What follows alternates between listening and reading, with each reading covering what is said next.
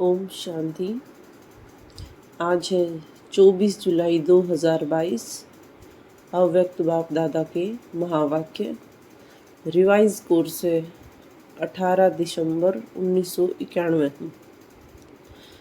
आज के अव्यक्त मुरली का शीर्षक है हर कर्म में ऑनेस्टी का प्रयोग करना ही तपस्या है।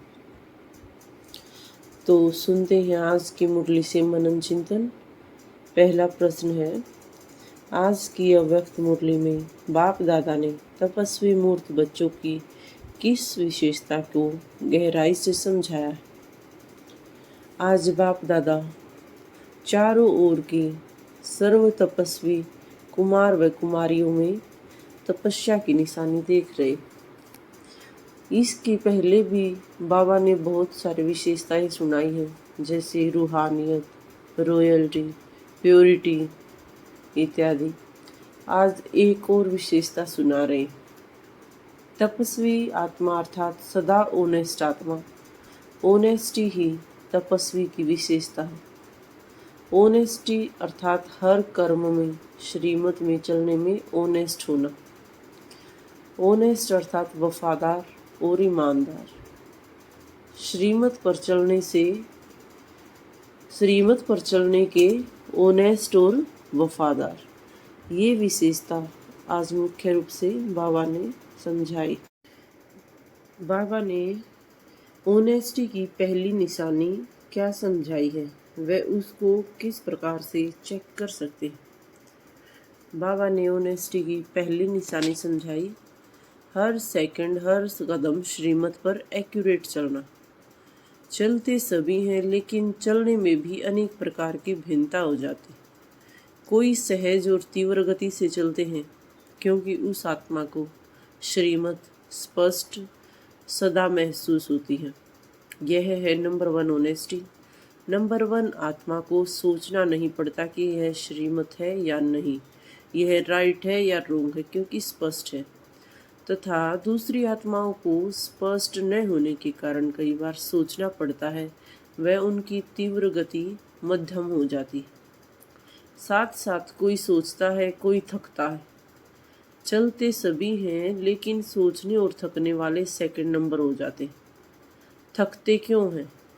क्योंकि वे बाबा की श्रीमत में मनमत को मिक्स कर देते हैं और सीधा रास्ता चलते चलते टेढ़े बाके रास्ते में भटक जाते। फिर रिजल्ट में वापस लौटना पड़ता है। इसीलिए उसमें उनका समय, श्वास, सर्व शक्तियाँ व्यर्थ चली जाती। तो आप सोचो, टेढ़ा चलने वाला कहाँ तक चलेगा और किस स्पीड तक चलेगा, और परिणाम क्या होगा। तो अनेक सेकंड गवाया, अनेक श्वास गवाए, सर्व शक्तियाँ गवाई, इसीलिए सेकंड नंबर हो गई। इसीलिए सिर्फ इसमें खुश नहीं हो जाना कि हम तो चल रहे, तो अपनी चाल व गति कि हम किस गति से चल रहे हैं और हमारा रास्ता स्पष्ट सीधा है या टेढ़े मेढ़े जा रहे, इसको चेक करके हम ऑनेस्टी की पहली निशानी को चेक कर सकते हैं। ऑनेस्टी आत्मा की दूसरी निशानी कौन सी है तथा उसको किस प्रकार से धारण करना है। ऑनेस्ट आत्मा की दूसरी निशानी है, वह कभी किसी भी खजाने को वेस्ट नहीं करेगा। यहाँ पे बाबा सिर्फ स्थूल धन या खजाने की बात नहीं कर रहे हैं, लेकिन बाबा से हमें और भी बहुत सारे खजाने मिले हैं। ऑनेस्ट आत्मा संगम युग के समय के खजाने की 1 सेकंड को भी वेस्ट नहीं करेगा, क्योंकि संगम युग का 1 सेकंड वर्ष से भी ज़्यादा है। जिस प्रकार से गरीब आत्मा का स्थूल धन का 8 आना 800 के बराबर है, क्योंकि उसमें उसकी सच्चे दिल की भावनाएं जुड़ी हुई, ऐसे ही संगम युग का समय 1 सेकंड इतना बड़ा है, क्योंकि 1 सेकंड में पद्मों जितना जमा होता है। सेकंड गवाया अर्थात पद्मों जितनी कमाई का समय गवाया।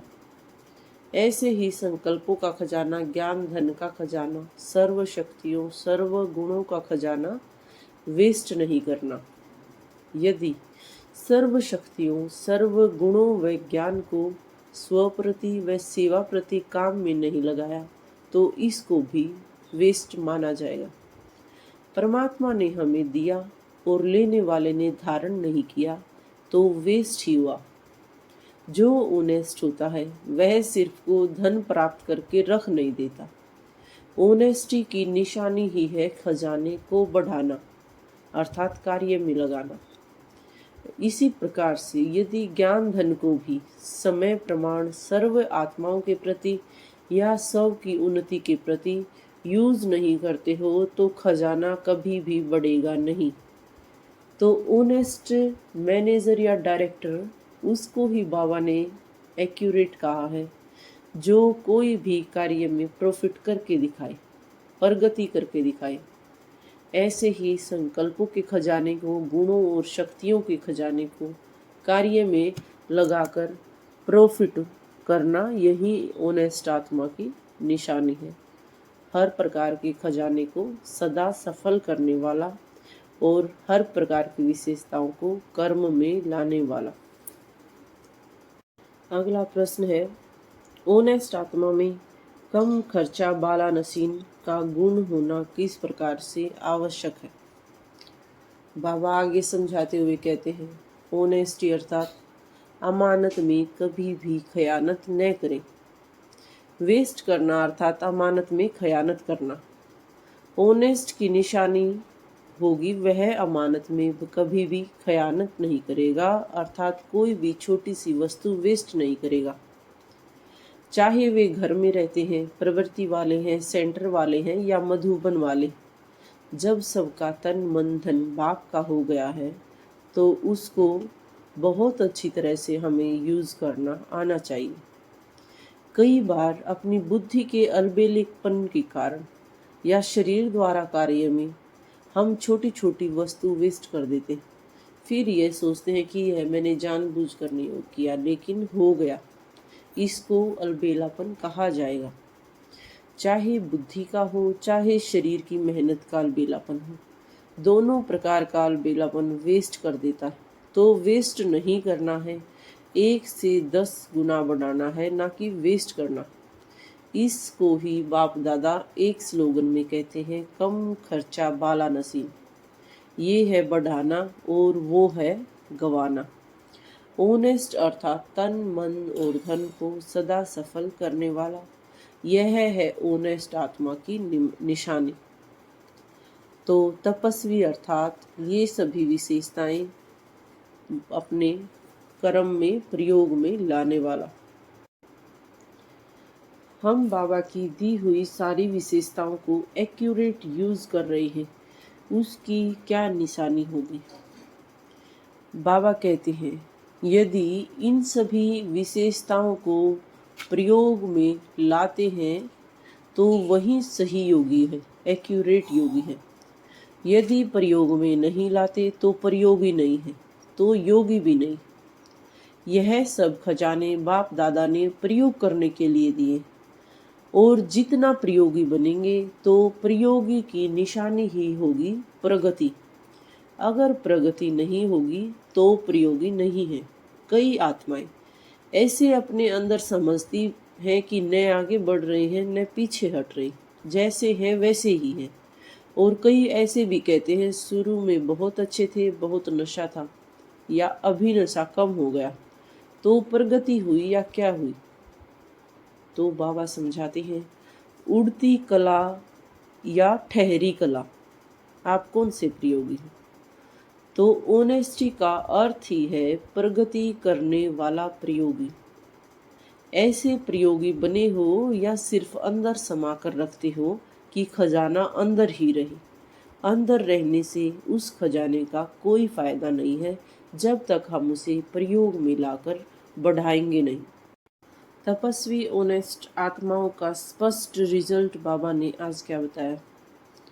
आज बाबा ने ऑनेस्ट आत्माओं का रिजल्ट बताया कि जो एक्यूरेट ऑनेस्ट होता है उसके ऊपर बाप का, परिवार का व स्वतः ही स्व का, दिल का प्यार व विश्वास होता है। विश्वास के कारण ही उसको सब अधिकार फुल रूप से मिल जाते। बड़ों का चाहे छोटों का, चाहे समान वालों का विश्वास पात्र अनुभव होगा। ऐसे प्यार के पात्र या विश्वास के पात्र कहाँ तक बने हो यह भी चेक करो। ऐसे लंबे लंबे कारण बाबा को या किसी को मत समझाओ कि ये कारण है इसीलिए मेरे में विश्वास नहीं है। ऐसे तो कई कारण बनते हैं, लेकिन ऑनेस्टी दिल की और दिमाग की भी होनी चाहिए। नहीं तो दिमाग के से नीचे ऊपर बहुत करते हैं। तो दिल की भी ऑनेस्टी और दिमाग की भी ऑनेस्टी, अगर सब प्रकार की ऑनेस्टी है तो ऑनेस्टी अविश्वास वाले को आज नहीं तो कल विश्वास में ला देगी। जैसे कहावत है, सत्य की नाव डूबती नहीं लेकिन डगमग होती है। तो विश्वास की नाव सत्यता है, ऑनेस्टी है तो डगमग होगी लेकिन डूबेगी नहीं। इसीलिए सत्यता की हिम्मत से विश्वास पात्र बन सकते हो। पहले भी सुनाया था ना कि सत्य को सिद्ध नहीं किया जाता है, सत्य स्वयं में ही सिद्ध है। सिद्ध नहीं करो लेकिन सिद्धि स्वरूप बन जाओ। तो बाबा कहते हैं इस तपस्या वर्ष में स्वयं में सभी विधियों को धारण करके हमें सिद्धि स्वरूप बनना है। निर्भय व ट्रस्टी आत्मा किस प्रकार मेरे मेरे अर्थात देह अभिमान से छूट जाती है। बाबा ने आज के वरदान में हमें समझाया है, लोग मरने से डरते हैं, तो आप तो पहले ही मरे हुए हो, नई दुनिया में जीते हो। पुरानी दुनिया से मरे हुए हो तो मरे हुए को मरने से क्या डर, वे तो स्वतः ही निर्भय हो जाते। लेकिन यदि कोई भी मेरा मेरा होगा तो बिल्ली म्याऊं म्याऊं करेगी और आ जाएगी। लोगों को मरने का, चीजों का या परिवार का फिक्र होता है। आप ट्रस्टी हो, यह शरीर भी मेरा नहीं है, इसीलिए न्यारे हो, जरा भी किसी भी लगाव में न जाओ और इस प्रकार से पुरानी दुनिया को, मेरे मेरे को या देह अभिमान को समाप्त कर निर्भय व ट्रस्टी बन जाओ तो सारे देह अभिमान से स्वतः ही छूट जाएंगे। आज का स्लोगन है, अपनी दिल को ऐसा विशाल बनाओ जो स्वप्न में भी हद के संस्कार इमर्ज न हो। आज की मुरली से स्वमान है, मैं तपस्वी मूर्त आत्मा हूँ, मैं सिद्धि स्वरूप आत्मा हूँ। धन्यवाद। ओम शांति, ओम शांति, ओम शांति।